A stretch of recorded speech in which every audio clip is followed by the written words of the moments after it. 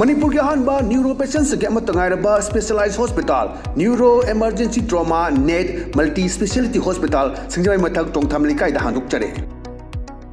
hospital asna maruina BP stroke brain tumor lambi ki khudong thiba spinal disc prolapse spinal tumor amadi migraine chingba layengli hospital asida neuro ki layeng bar changba afaba makal ki khusu khulai amadi machine marang kaida lei masina kokal mari lenaba tongan tonba makal ki anaba sing ningthina layengli lamdam masida neurosurgeon yamna tangariba maramna chingmadi arapa mafumdagi lakpa anaba sing neurosurgeon unanaba honabada awaba kya mayongdari masida sunatna matam tintana anaba layengna maram oraga khudong thiba kya su mayongdari masi punamakdagi kharado orabusu kananaba Dr. Parkinson Singh MCS Neurosurgery AIMS New Delhi na masamaki hospital asida pung kunmari leituna anaba sing layengli hospital asida ataba mamalda layeng batana OPD general amadi ICU beds operation medicine x-ray amadi lab ka mai lena basnasu ataba mamalda phangalli ngasi magdenshin biro amadi kudong saba singa silobiyo hena kubam road gidamak hospital asigi telephone number 7005534166 natraga 8974572154 da pau phabirak yagani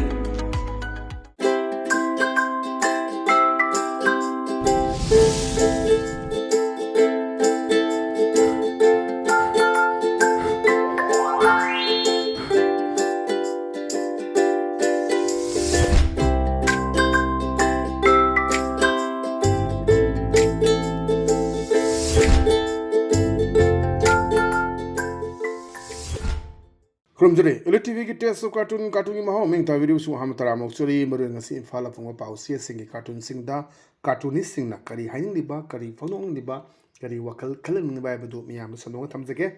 ahad lokasage Shanghai Express ki othok pani da ba cartoon sing view yam phajaba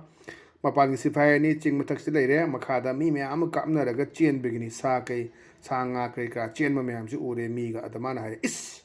chingthak to ki kaptha ba hore hey kumai yengsi san mayam che le siengu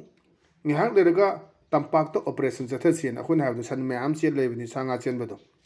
ade ching nei kap to ba hore kumai yengsi san mayam che le siengu ngihak le daga tampak to operation to sin akhun hana bado awalom chen gre makharom dano bado ade film da chingtha da ka pe chingkha da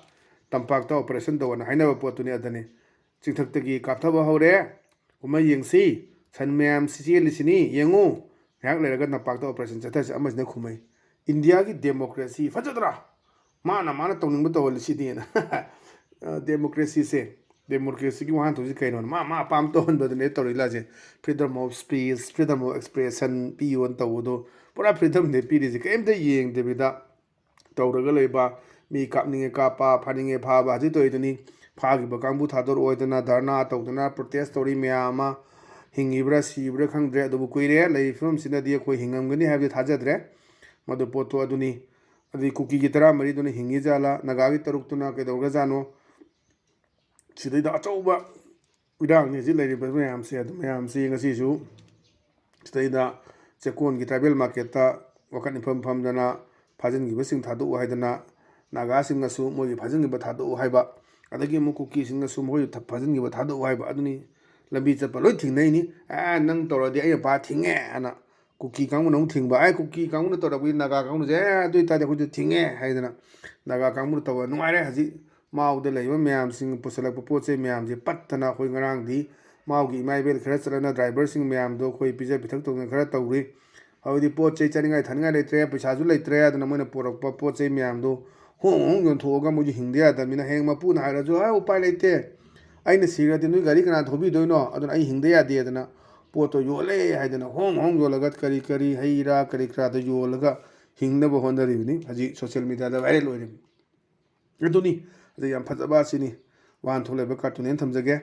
patang da leisina koi sana le ba ki loire dana adune loire dana asida wari sanaye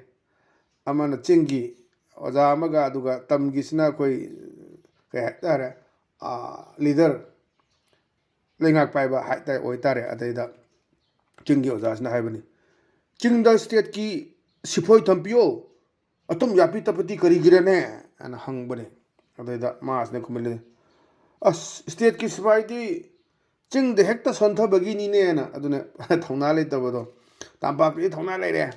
tear ꯒ꯭ꯌꯥꯁꯄꯨ ꯀꯥꯞꯄꯨ ꯃꯣꯛ ꯕꯣꯝꯕꯨ ꯀꯥꯞꯄꯨ ꯑꯗꯨꯗꯤ ꯃꯇꯨꯡ ꯊꯥꯡꯒꯠ ꯆꯦꯜꯂꯦ ꯆꯤꯡꯗꯗꯤ ꯃꯤ ꯃꯌꯥꯝ ꯅꯨꯡ ꯊꯣꯝꯃꯛꯄꯗ ꯆꯦꯟꯕ ꯃꯌꯥꯝꯗꯨꯅꯤ ꯑꯗꯨꯗ ꯁꯤꯗꯩꯗ ꯁꯦꯅꯥꯄꯇꯤꯗ ꯑꯦꯁ.ꯄꯤꯒꯤ ꯒꯥꯔꯤꯒꯗꯣ ꯃꯊꯪꯒ ꯑꯣꯟꯊꯣꯛꯏ ꯀꯔꯤꯝ ꯇꯧꯕ ꯉꯝꯗ ꯂꯩꯇꯦ ꯑꯗꯨꯝ ꯌꯦꯡꯉ ꯂꯩ ꯐꯤꯕꯝꯗ ꯆꯤꯡ ꯍꯧꯖꯤꯛ ꯇꯝꯄꯥꯛꯇꯗꯤ ꯌꯦꯡꯕꯤꯌꯨ ꯅꯨꯡꯗꯥꯡꯗꯒ ꯀꯨꯏꯗꯦ ꯍꯟꯗꯛ ꯇꯤꯌꯥꯔ ꯒ꯭ꯌꯥꯁ ꯃꯣꯛ ꯕꯣꯝ ꯀꯥꯞꯇꯅ ꯑꯗꯒꯤ ꯃꯤ ꯑꯅꯥꯕ ꯂꯩ ꯈꯪꯗꯗꯅ ꯍꯣꯁꯄꯤꯇꯥꯜꯗ ꯀꯥꯞꯁꯤꯟꯗꯅ ꯇꯧꯕ ꯃꯌꯥꯝ ꯑꯃ ꯁꯒꯣꯜꯕꯟꯗꯒ ꯇꯧꯔꯤꯕ ꯑꯗꯩ ꯁꯤꯡꯖꯃꯩꯗꯅ ꯀꯥꯞꯁꯤꯜꯂꯛꯄꯗ ꯃꯤ ꯃꯌꯨꯝ ꯃꯩ ꯆꯥꯛꯇꯅꯒ ꯇꯧꯔꯤꯁꯤꯅꯤ ꯑꯗꯨꯅ ꯃꯅꯤꯄꯨꯔꯁꯦ ꯑꯗꯨꯝ ꯌꯥꯝ ꯅꯨꯡꯉꯥꯏꯕ ꯃꯑꯣꯡ ꯑꯃꯗꯅꯤ ꯂꯩꯔꯤꯁꯦ ꯑꯗꯨꯅꯤ ꯆꯤꯡꯗ ꯁ꯭ꯇꯦꯠꯀꯤ ꯁꯤꯄꯣꯏ ꯊꯝꯕꯤꯌꯣ ꯑꯇꯨꯝ ꯌꯥꯄꯤ ꯇꯞꯄꯇꯤ ꯀꯔꯤꯒꯤꯔꯅꯦ ꯍꯥꯏꯅ ꯍꯪꯕꯗ ꯃꯥꯅ ꯁ꯭ꯇꯦꯠꯀꯤ ꯁꯤꯐꯥꯏꯗꯤ ꯆꯤꯡꯗ ꯍꯦꯛꯇ ꯁꯣꯟꯊꯕꯒꯤꯅꯤꯅꯦ ꯌꯥꯝ ꯐꯖꯕ ꯅꯣꯛꯁꯨ ꯅꯣꯛꯅꯤꯡꯕ ꯑꯗꯨꯝꯕ ꯌꯥꯝꯅ ꯋꯥꯍꯟꯊꯣꯛ ꯂꯩꯕ ꯀꯥꯔꯇꯨꯟ ꯍꯦꯟꯅ ꯊꯝꯖꯒꯦ ꯃꯊꯪꯗ ꯂꯩꯔꯤꯁꯤꯅ ꯑꯩꯈꯣꯏ ꯄꯣꯛꯅꯐꯝꯒꯤ ꯕꯥꯂꯣꯏ ꯑꯗꯨꯅꯤ ꯃꯌꯥꯝꯁꯤ ꯉꯥꯡꯅꯕ ꯃꯌꯥꯝꯗꯨꯅꯤ ꯑꯦꯅꯤ ꯏꯁꯨ ꯊꯣꯛꯄ ꯃꯇꯝꯗ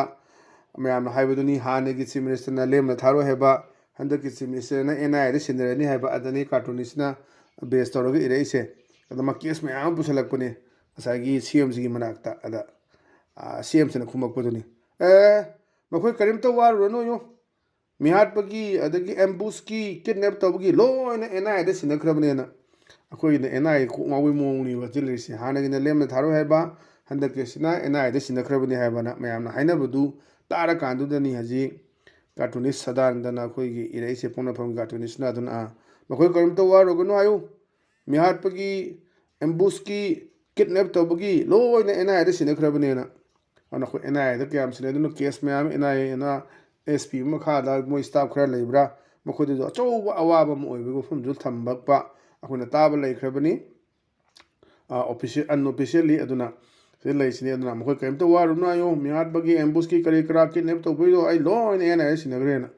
ꯌꯥꯝ ꯐꯖꯕ ꯁꯤꯁꯨ ꯋꯥꯍꯟꯊꯣꯛ ꯂꯩꯕ ꯀꯥꯔꯇꯨꯟꯅꯦꯅ ꯊꯝꯖꯒꯦ ꯃꯊꯪꯗ ꯂꯩꯔꯤꯁꯤꯅ ꯑꯩꯈꯣই ꯍꯨꯏꯌꯦꯟ ꯂꯟꯄꯥꯎꯒꯤ ꯑꯁ ꯂꯣꯏꯔꯦ ꯍꯥꯏꯕꯗꯨꯅꯦꯕ ꯁꯤꯗ ꯇꯧꯔꯤꯁꯦ ꯑꯩꯈꯣꯏꯒꯤ ꯑꯣꯛ ꯂꯣꯏꯕ ꯏꯃꯨꯡ ꯑꯃ ꯑꯣꯛ ꯌꯣꯛꯄ ꯍꯥꯏꯇꯥꯔꯦꯀꯣ ꯑꯣꯛ ꯂꯣꯏꯕ ꯏꯃꯨꯡꯗ ꯑꯣꯛ ꯁꯤꯔꯛꯄꯅꯦ ꯑꯗ ꯃꯄꯥꯁꯤꯗ ꯍꯥꯏꯕꯅꯦꯕ ꯃꯆꯥꯅꯨꯄꯥꯅ ꯕꯥꯖꯤ ꯑꯣꯛꯁꯤ ꯁꯤꯔꯦ ꯑꯃꯨꯛꯇ ꯐꯨꯝꯖꯤꯟꯁꯦꯅ ꯑꯗꯩꯗ ꯃꯄꯥꯁꯤꯅ ꯀꯔꯤꯒꯤ ꯐꯨꯝꯗꯣꯏꯕ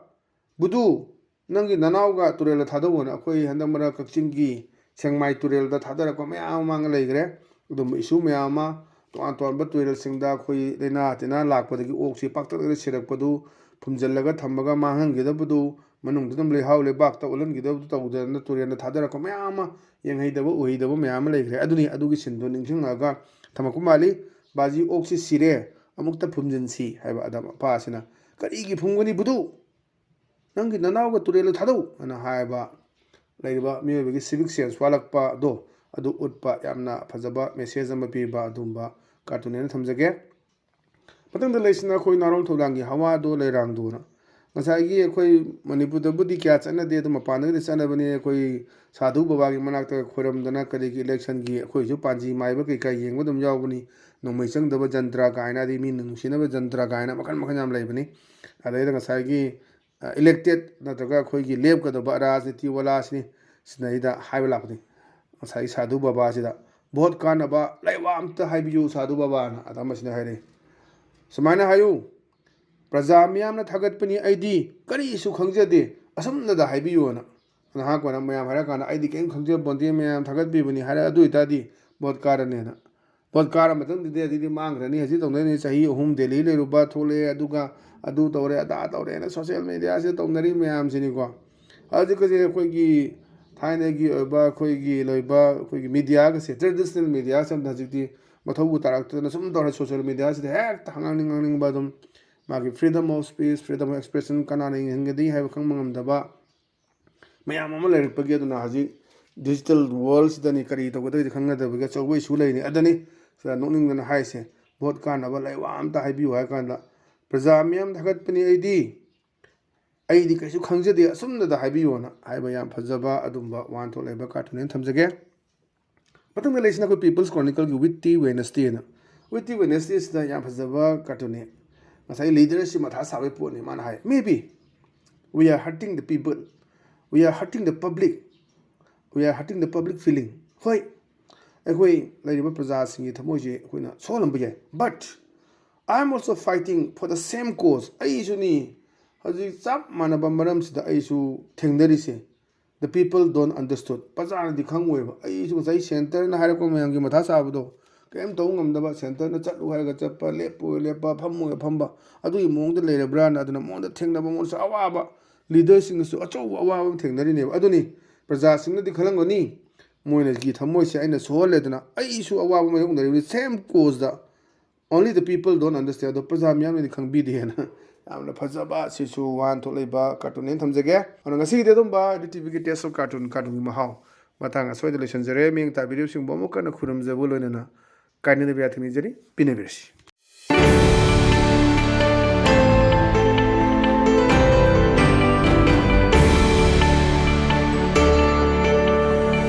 Neuro patients get matangayaraba specialized hospital, Neuro Emergency Trauma Net Multi Speciality Hospital, Singjay Matak Tongthamli Kai da Hanuk Chare.